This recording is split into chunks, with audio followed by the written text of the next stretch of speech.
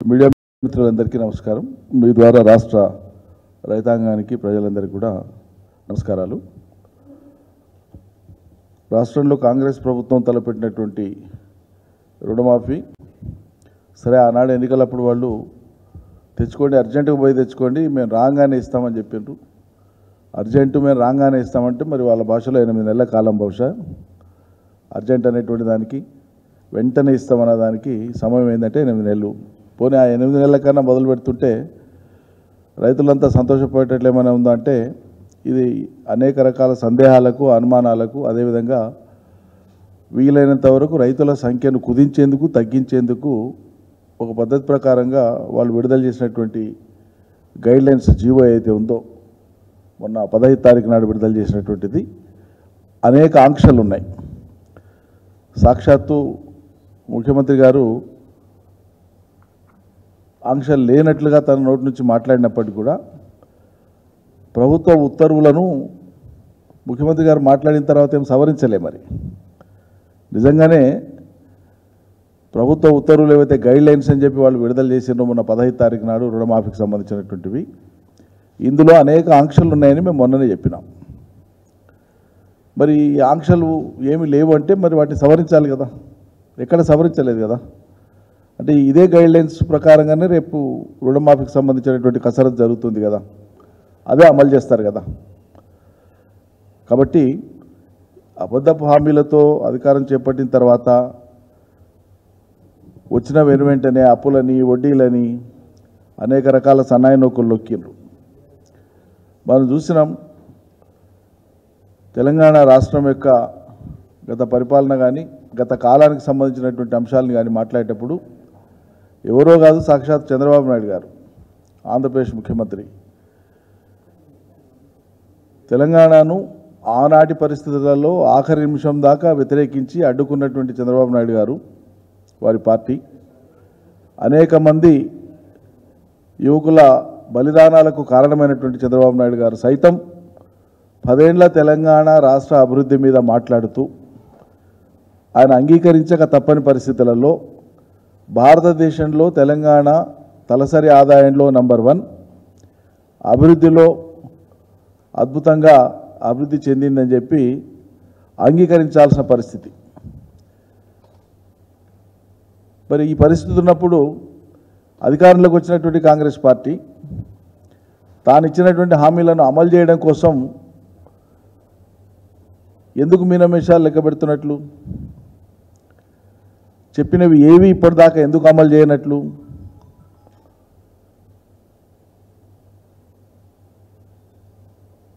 పథకాలు ఎగ్గొట్టేందుకోసమే పూనుకుంటున్నారు తప్పిస్తే నిజంగా అమలు చేద్దామనేటువంటిది తాపత్రయం అక్కడ కనిపిస్తలేదు. ఇక్కడ ఒక విషయం, రైతు బంధు వాళ్ళు చేసిన నామకరణం రైతు భరోసా ఎందుకు ఇస్తలేరు?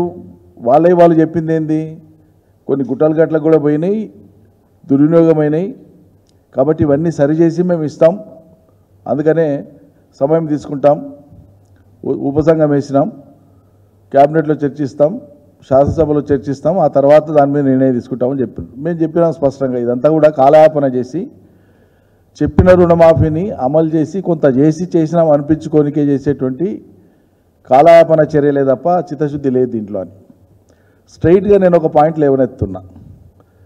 నిజంగానే మీ వాదన నిజమే అయితే, నిజంగానే రాష్ట్ర ప్రభుత్వం యొక్క చిత్తశుద్ధి రైతు భరోసా ఇవ్వడానికి, రైతు బంధు ఇవ్వడానికి మీరు చెప్పిన కారణమే సద్వినియోగం కాలేదు, కొంత మేరకు దుర్వినియోగం అయింది కాబట్టి దాన్ని విచారణ చేసి ఇద్దామనుకునే మేము ఆలస్యం చేస్తున్నాం అనేది నిజమైతే, మరి రైతు బంధుకు ప్రామాణికంగా రైతు పాస్బుక్నే కదా తీసుకునేది ప్రభుత్వం, ఆనాడైనా ఈనాడైనా. రైతు బంధుకు ప్రామాణికత ఏంటి? పట్టదారు పాస్బుక్ ఉన్నటువంటి రైతు అర్హుడు అని చెప్పినాం మేము అన్నట్టు. సరే, ఎవరైనా అనర్హులు ఉంటే మీరు విచారణ చేస్తామన్నారు, చేయండి, సంతోషమే. కానీ మరి ఇప్పుడు మీరు రుణమాఫీ ఎట్లా ఏ బేసిస్ మీద చేస్తున్నారు? మీరు ఇప్పుడు రుణమాఫీ తలపెట్టింది కూడా సరే, రేషన్ కార్డు మేము ఫ్యామిలీ వెరిఫికేషన్ కోసం అంటుంటే ఆ పార్ట్ నేను చెప్తా మళ్ళీ. కానీ రైతు పట్టదారు పాస్బుక్నే కదా మీరు ప్రామాణికంగా తీసుకుంటున్నారు ఇప్పుడు రుణమాఫీ చేయడానికి. మరి పట్టేదారు పాస్బుక్నే రైతు రుణమాఫీకి ప్రామాణికంగా తీసుకొని ఇప్పుడు చెల్లింపు చేస్తున్నప్పుడు రైతు బంధు ఎందుకు ఇవ్వరు? దాన్నే ప్రామాణికంగా తీసుకొని ఒకవేళ అదే పాస్బుక్ గుట్టలగట్లకే ఇచ్చి ఉంటే, అతను నిజంగానే గుట్టలగట్లకే రైతు బంధు గతంలో పొంది ఉంటే మరి అతను రుణం కూడా దానికే పొంది ఉన్నట్లే కదా. అంటే మీరు చెప్పేది అబద్ధం అని, అంతే కదా. 100కి 100 పాళ్ళు అబద్ధం వాళ్ళు చెప్పేటువంటిది, అసత్యం. నిజంగానే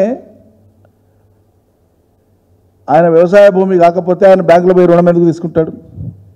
మరి ఆయన బ్యాంకులో రుణం తీసుకున్నది నిజమే అయితే అదే బ్యాంకుకు చూపించినటువంటి పాస్బుక్ మీదనే కదా రైతు బంధు గతంలో అతను పొందింది. మరి ఇప్పుడు రైతు బంధు ఇవ్వడానికి ఎందుకు ఆటంకం అవుతుంది? మీకు రుణమాఫీకి ఆటంకం గాంధీ రైతు బంధుకి ఎందుకు ఆటంకం అవుతుంది? అది నా ప్రశ్న. కాబట్టి మీ విచారణలు, మీ పరిశీలనలు, మీ బుద్ధి ఉన్నంత టైం తీసుకొని చేసుకోండి, మాకు అభ్యంతరం లేదు. కానీ రైతులకు తక్షణమే రైతు భరోసా ఇవ్వండి. ఒకవేళ పెద్ద రైతులకు మేము అన్ని విచారణ చేసి ఇస్తాం, చూసుకొని ఇస్తామంటే చూసుకోండి. కనీసం 5 ఎకరాల లోపున రైతుల కన్నా మొత్తానికి ఏంటి? 92.5% రైతులు లేదా 92.5% భూమి చిన్న సన్నకారు రైతుల చేతిలో ఉంది. 5 ఎకరాల లోపు ఉండే రైతుల చేతిలో ఉంది. వాళ్ళందరికీ రైతు బంధు ఏంటి? ఎందుకు ఇయ్యరు? మరి ఎందుకు ఇయ్యరు అంటున్నా. మరి రుణమాఫీకి అర్హుడైనటువంటి రైతు బంధుకి ఎందుకు అర్హుడు కాడంటున్నా. మరి రుణమాఫీ చేసేటప్పుడు కూడా నువ్వేమన్నా పాస్బుక్ను వెరిఫై చేస్తున్నావా? ఈ గుట్టనా గట్లా అనేది సింపుల్ లాజిక్. అదే లాజిక్ దీనికి వర్తిస్తుంది కదా. అంటే ఆ లాజిక్ చెప్పి నువ్వు రైతు బంధును వాయిదా వేస్తూ ఆ డబ్బులతోనే కొంత రుణమాఫీ చేసి కొంత చేద్దామనేటువంటి ఆలోచన. మాకున్న సమాచారం రేపు వాళ్ళు తలపెట్టినటువంటి రుణమాఫీ మొత్తం 1 లక్షలోపు ఇస్తామని చెప్తున్నటువంటి రుణమాఫీ మొత్తం 11,20,000 మంది రైతులకు 6,800 కోట్ల రూపాయలకు సమానంగా ఇవ్వడానికి సన్నద్ధమైనట్లు మాకు సమాచారం ఉంది. మరి ఇదే ముఖ్యమంత్రి గారు రుణమాఫీ విషయమై గతంలో మాట్లాడినప్పుడు 40,000 కోట్లు అవుతుంది, ఏకబిగిని ఇచ్చేస్తాం, నోరు కట్టుకుంటానంటే రైతులకు 40,000 కోట్లు వేయడం పెద్ద ముచ్చటనా, ఇట్లా ఇచ్చి పడేస్తామని చెప్పినారు. మళ్ళీ సందర్భంలో మాట్లాడుకుంటూ 31,000 కోట్లు అన్నారు.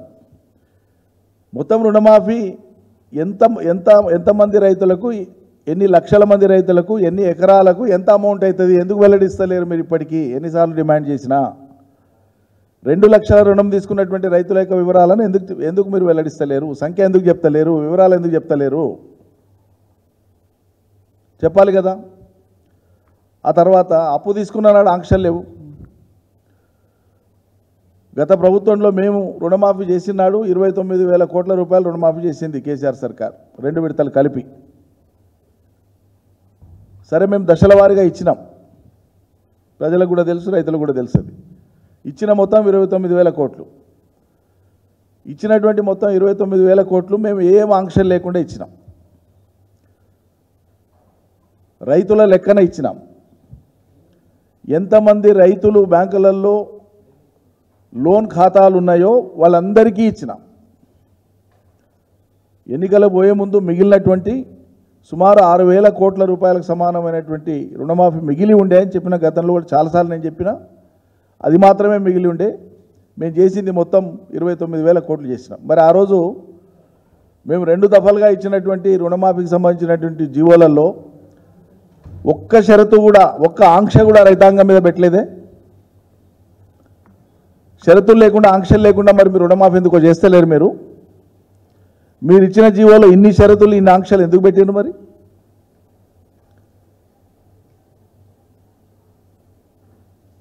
రైతుల సంఖ్య, రైతులు పట్టదారు పాస్ పుస్తకాలు కలిగినటువంటి రైతులు సుమారు 70 లక్షల మంది. మరి 70 లక్షల పట్టదారు పాస్ పుస్తకాలు కలిగినటువంటి రైతులలో బ్యాంకు ఖాతాలు ఉన్నటువంటి సంఖ్య ఎంత? మాకు ఉండేటువంటి సమాచారం సుమారు 60 లక్షల బ్యాంక్ ఖాతాలు ఉన్నాయి. 60 లక్షల మంది రైతుల బ్యాంక్ ఖాతాలు ఉన్నాయి. మరి 60 లక్షల మంది రైతుల బ్యాంక్ ఖాతాలు ఉండి రుణాలు పొందినటువంటి రైతులు ఉన్నప్పుడు మేము ఆ రోజు కుటుంబంలో భర్తను చూడలే, భార్యను చూడలే, కొడుకును చూడలే, రైతుగా పట్టదారు పాస్ పుస్తకం ఉండి రైతుగా వాళ్ళు పోయి బ్యాంకులో కనుక రుణం తెచ్చుకొని ఉంటే వాళ్ళు బ్యాంకుకు అప్పు ఉంటే వాళ్ళ రుణాన్ని మాఫీ చేసినాం. అదే రీతిన ఇవాళ మీరు ఎందుకు చేస్తలేరు? ఒకవైపేమో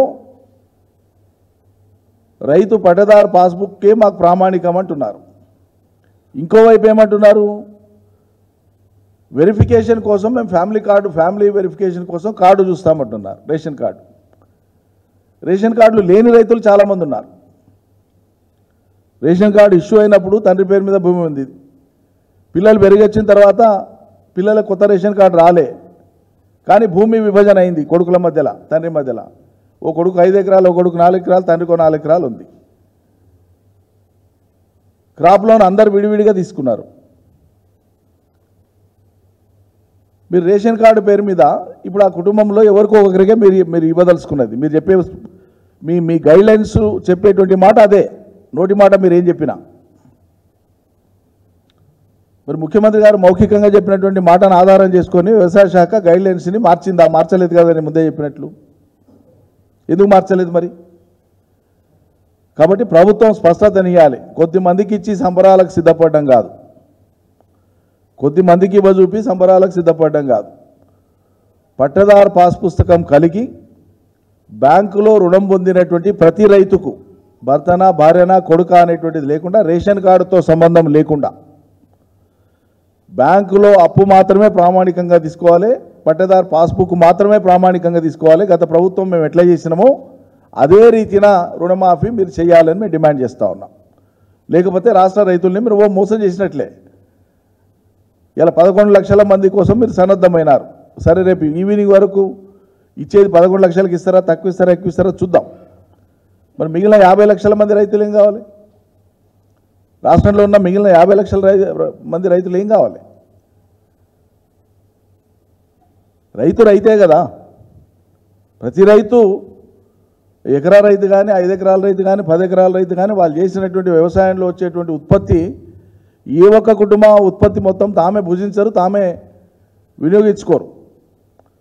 ఈ సమాజ సంపద అది, ఆహార సంపద అది, లోకం సంపద అది. లోకాన్ని దాకేవాడు రైతు. అక్కడ మనం వర్గీకరించాల్సిన అవసరం లేదు. రైతుకు సాయం చేసే కాడ ఆంక్షలు వద్దు, ఈ వర్గీకరణ వద్దు. రైతే ఆ ఉదాత్తమైన ఉద్దేశంతో ఆనాడు కేసీఆర్ సర్కార్ ఇచ్చింది రుణమాఫీ. మరి మీరు అదే పద్ధతిలో ఎందుకు చేస్తలేరు? మాకంటే బాగా చేస్తామని మొత్తుకున్నారు కదా మీరు. కేసీఆర్ విఫలమైండు, మేము చేసి చూపిస్తామన్నారు కదా.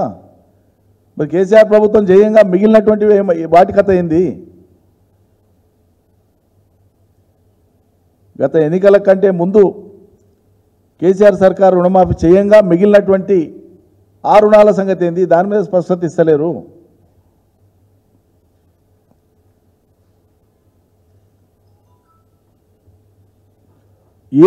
ఏదో ఒక కారణం చేత ఎక్స్క్లూజన్ ప్రాసెస్ అంటాం, తొలగించడం కోసం అవసరమైనటువంటి విధి విధానాలు రూపొందించి తప్పిస్తే మేలు జరగడానికి ఈ విధి విధానాలు కాదు అని చెప్పి మేము మొదటి నుంచి చెప్తున్నాం. మొన్న 15th నాడు జీవో వచ్చిన మరుక్షణమే మేము ఆ మాట చెప్పినాం. ఇప్పుడు రైతాంగం కోసం ఎంత చేసినా తక్కువే. మనం ఏదో వాళ్ళకు ఉపకారం చేస్తున్నాం, ఎదురుపోయేదో గొప్ప సాయం చేస్తున్నాం అన్న మాట మాట్లాడొద్దు. అన్నదాతలు వాళ్ళు. ఒక వ్యవసాయం బాగుంటే, అది బలపడితే, స్థిరపడితే వాళ్ళు బతకడంతో పాటు 10 మందిని బతికించడంతో పాటు 1000 మందికి ఉపాధులు ఇస్తారన్న ఉద్దేశంతోన టీఆర్ఎస్ సర్కారు వ్యవసాయానికి ఒక నూతన నిర్వచనాన్ని ఇచ్చింది, మెరుగులద్దింది. రైతు గర్వంగా తలెత్తుకొని భవిష్యత్తులో రుణాలు చేయని స్థితికి చేరుకునేటువంటి విధంగా రైతు ప్రస్థానం సాగింది. ఏటేటా కొంత మిగిలించుకొని సర్కారు ఇచ్చిన పెట్టుబడి కావచ్చు, మార్కెట్లో నష్టపోకుండా కొనుగోలు కావచ్చు, కరెంటు బిల్లు లేకుండా కరెంటు కావచ్చు, బీమా కావచ్చు, అనేక సదుపాయాలతోన రైతు అనేటువంటి కర్షకుడు ఆత్మవిశ్వాసం పెంచుకొని ఆనందంగా పనిచేసేటువంటి కాలం. ఇలా మీరు ఆంక్షలు పెట్టి మళ్ళీ వ్యవసాయం ఇంకేడ చేయాలబ్బా అనేటువంటి స్థితి కల్పిస్తున్నారు.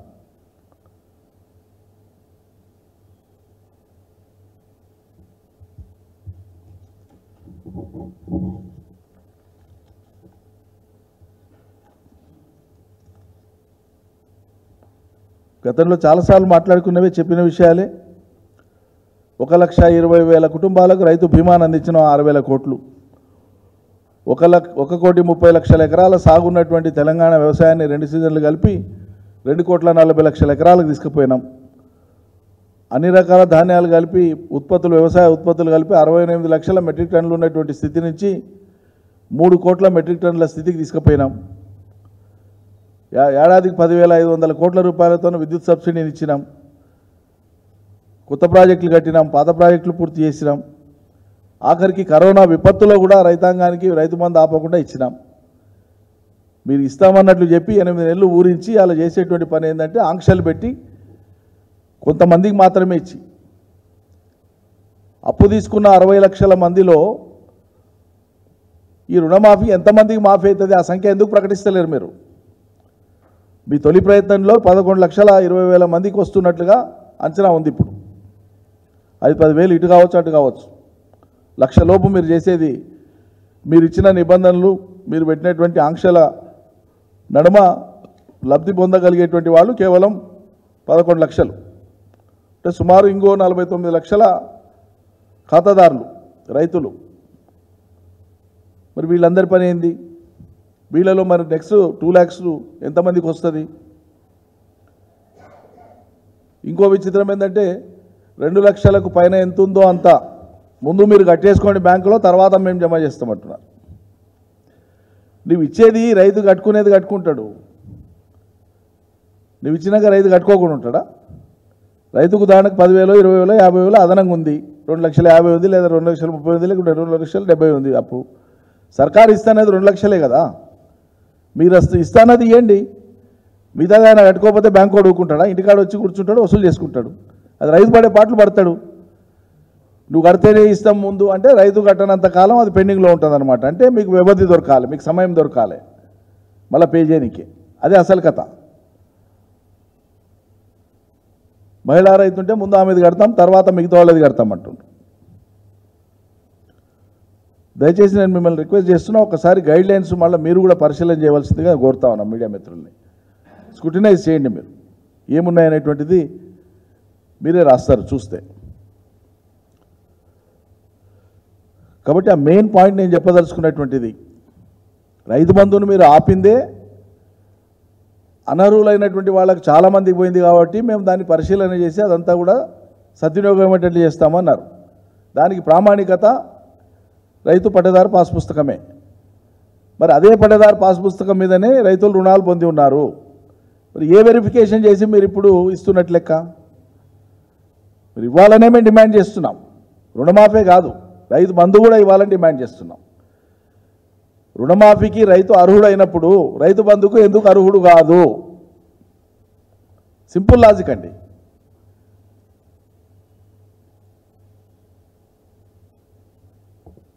మేము వెయిట్ చేస్తూ ఉంటే మీ ప్రభుత్వం మీ జీవోతో ముందుకు రాని రుణమాఫీ ఎప్పుడు చేస్తుందో అప్పుడు అడుగుదామని. రైతు బంధుకు వాళ్ళు చెప్పిన కారణము సహేతుకం కాదనడానికి ఇంతకంటే వేరే కారణం అవసరం లేదు. ముఖం మీదనే దాని ఎక్స్ప్రెసీ ఆఫ్ ద ఫ్యాక్ట్ చూస్తేనే ఇట్లా అర్థమవుతుంది. వ్యవసాయం చేయకుండా పట్టేదారు పాస్బుక్ కలిగి ఉండి వ్యవసాయం చేయకుండా ఎవరైనా రైతు నిజంగానే రైతు బంధు పొంది ఉంటే మరి ఆయన వ్యవసాయం చేయకుండానే రుణం తీసుకున్నట్లే కదా. మరి ఆయన కూడా ఇప్పుడు మాఫీ అవుతుంది కదా.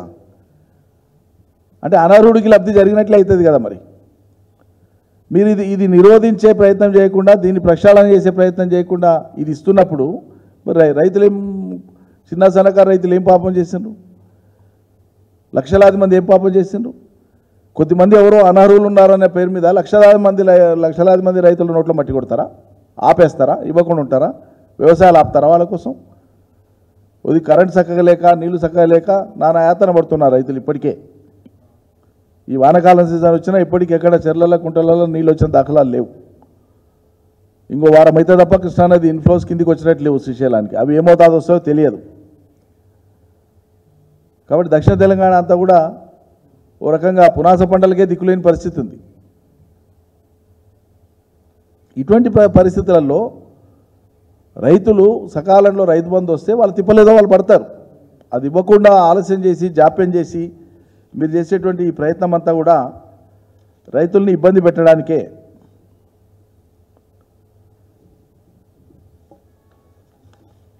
దృష్టి అంతా కూడా మీకు అధికారం ఇచ్చి మీకు పదవులు ఇచ్చినటువంటి రైతుల్ని కానీ ప్రజల్ని మర్చిపోయి పదవులు ఉన్నటువంటి వాళ్ళని మీ పార్టీలో చేర్చుకునే దాని మీద మీ దృష్టి పెట్టారు. పదవులు ఇచ్చిన ప్రజలు పక్కకు పోయారు. ఇది ఏమంటారంటే మీరు అట్లా చేసింది కాబట్టి మేము ఇట్లా చేస్తున్నామని చెప్తారు. భారతదేశంలో ఆయారాం గయారాంలకు తెరదీసింది, దానికి ప్రాణప్రతిష్ఠ చేసిందే కాంగ్రెస్ పార్టీ కదా. ఆ పేరు వచ్చిందే మీ పార్టీ చేసినటువంటి ఇతర పార్టీల నుంచి మీ పార్టీలోకి చేర్చుకున్నటువంటి దాని నుంచే కదా. ఆయారాం గయారాం ఆ నానుడి వచ్చిందే, ఆ ప్రావర్బ్ వచ్చిందే, ఆ సామెత వచ్చిందే మీ నుంచి కదా.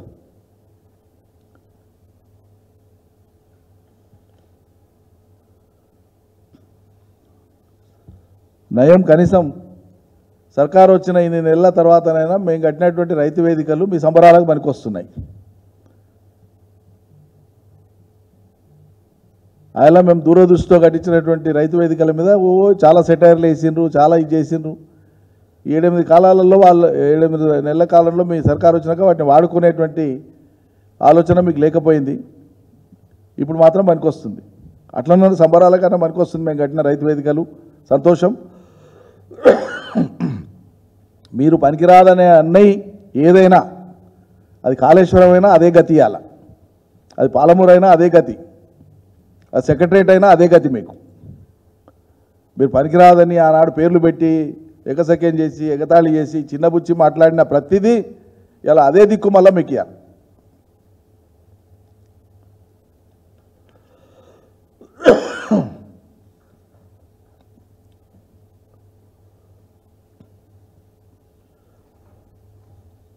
కాబట్టి మా డిమాండ్ ఏంటంటే ఖచ్చితంగా బరాబర్ మీరు ఇచ్చిన మాట, ఇది కాంగ్రెస్ పార్టీ ఇచ్చిన మాట, నేటి ముఖ్యమంత్రి నాటి పిసిసి ప్రెసిడెంట్ నోటి నుంచి వచ్చిన మాట, అర్జెంటుగా పోయి తెచ్చుకోండి, మేము రాగానే చేస్తామన్నారు రుణమాఫీ. ఆ రోజు మీరు ఆంక్షలు చెప్పలే, మీ మేనిఫెస్టోలో ఆంక్షలు పెట్టలే, మీరు హామీ చేస్తామని మాట్లాడినప్పుడు ఆంక్షలు పెట్టలే. మరి ఇవాళ ఎందుకు ఆంక్షలు పెడతారు?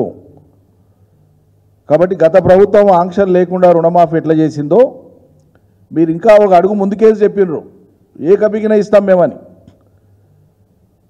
కేసీఆర్ 3 సార్లు 4 సార్లు చేసిండు, మేము ఏకబిగిన ఇస్తామన్నారు. సంతోషం. ఏకబిగిన కాకపోతే మీరు 2 సార్లకే ఇవ్వండి. ఏమో ఇప్పుడు ఎట్లా తలపెట్టింది కదా, 1,00,000 లోపు ఒకసారి, 1,00,000 తర్వాత ఒకసారి అట్లే ఇవ్వండి.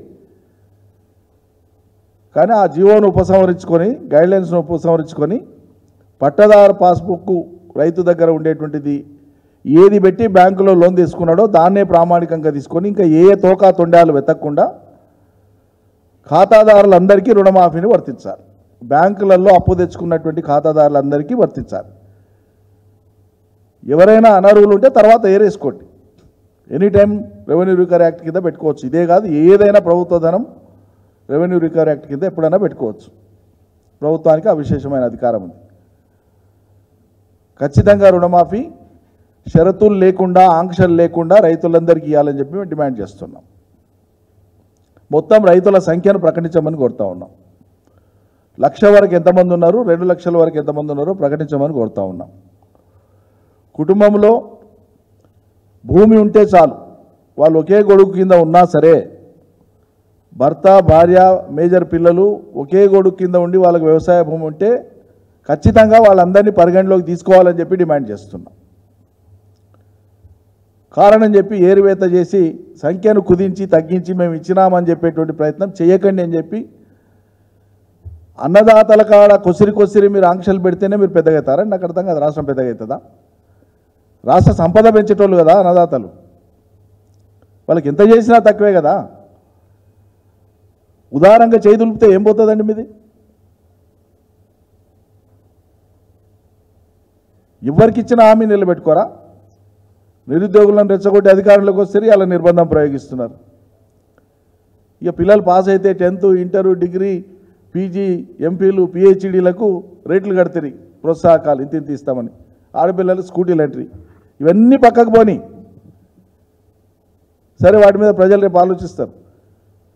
ఈ రాష్ట్రం వ్యవసాయ సుసంపన్నమైన రాష్ట్రం, వ్యవసాయం బాగుపడ్డ రాష్ట్రం. అటువంటి వ్యవసాయాన్ని ఇంకా ముందుకు తీసుకుపోయే పని వదిలిపెట్టేసి ఆంక్షలు పెట్టి ఉన్న రైతుల నోట్లో మట్టి కొడతారా? ముమ్మాటికి ఇది రైతుల్ని వంచడమే, రైతులకు ఇచ్చినటువంటి మాట నుంచి వెనక జరగడమే ఈ ప్రభుత్వము. కేసీఆర్కు మించి ఏం చేస్తారో మీరు అది చెప్పండి, అది అమలు చేయండి. మీరు చెప్పిన మాటనే మీరు మిమ్మల్ని అమలు చేయమని కోరుతా ఉన్నామే. కొత్తగా ఒక డిమాండ్ పెడతలేం. మేనిఫెస్టోలో పెట్టని ఆంక్షలు, మీరు మాట్లాడినప్పుడు పెట్టని ఆంక్షలు, ఎన్నికల ప్రణాళికలో చెప్పని ఆంక్షలు, ఎన్నికల ప్రచార సభల్లో చెప్పని ఆంక్షలు, ఎంత ఎంత ఎంత ఇదిగా ఆశ కల్పించి రైతాంగాన్ని లోబర్చుకుంటే రాయాలా? ప్రతి రైతు అప్పు చేయని వాళ్ళు కూడా పోయి పాపం అప్పు తెచ్చుకున్నారు, మాఫీ అవుతుంది కదా అని. మీరు ఇలా ఇన్ని ఆంక్షలు పెడుతున్నారు. మేమేమో దీర్ఘకాలికంగా రాబోయేటువంటి రోజులలో ఒక దశాబ్దం అయింది, మళ్ళీ రాబోయే ఇంకో 4-5 ఏళ్ల కాలంలో తెలంగాణలో ఎంత చిన్న సాగుబడి చేసే రైతైనా తన కాళ్ళ మీద తాను నిలబడి కరెంటు, నీళ్లు, పెట్టుబడి ఇవన్నీ ఉచితంగా సర్కార్ ఎదురొచ్చి చేస్తుంది కాబట్టి తను చేసే కష్టం, తనకు వచ్చే ఉత్పత్తితోన తన కుటుంబాన్ని తను బాగా నడుపుకుంటూ ఒకరికి చేయి జాపకుండా బ్యాంకుల ముందు పోయి నిలబడి క్యూలో నిలబడి అప్పు తెచ్చుకొని ఒక స్థితిలోకి తెలంగాణ రైతు రావాలని చెప్పి మేము ఆకాంక్షించి ఒక్కొక్క చర్య తీసుకుంటూ వచ్చినాం. మీరేం చేసిండ్రు? ఆశ కల్పించి ఇప్పుడు లేకున్నా సరే ఇప్పుడు పోయి అప్పు తెచ్చుకోపండి కొత్తగా అని చెప్తారు. మీరు ఉన్న అప్పులు కాక కొత్తగా అప్పులు తెచ్చుకోమని మీరే సలహా ఇస్తారు. ఇక తెచ్చుకున్న అప్పులు తెచ్చుకున్నాక ఆంక్షలు పెట్టింది. ఇవాళ రేపు ఒకసారి అమలైతే ఎవరికి వచ్చింది ఎవరికి రాలేదు ఊర్లో అనేది ప్రారంభమైతే నిజమైనటువంటి సంబరం అప్పుడు చూస్తారు. మీరు మార్చుకుంటారా మార్చుకోరా మీ విధి విధానాలు అందరికి ఇస్తారా అయ్యారా? మీరు ఇచ్చేటువంటి మీ చర్యల్ని బట్టి రేపటి నుంచి పరిణామాలు ఉంటాయి. Thank you.